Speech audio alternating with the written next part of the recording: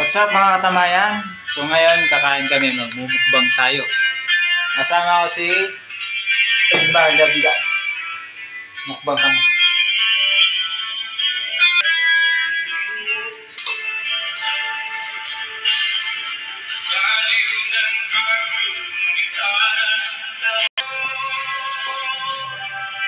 Kain tayo mga boss katamayan.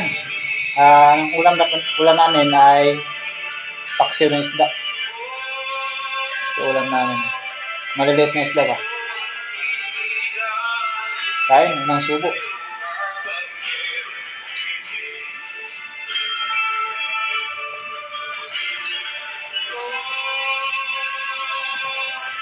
Sarap.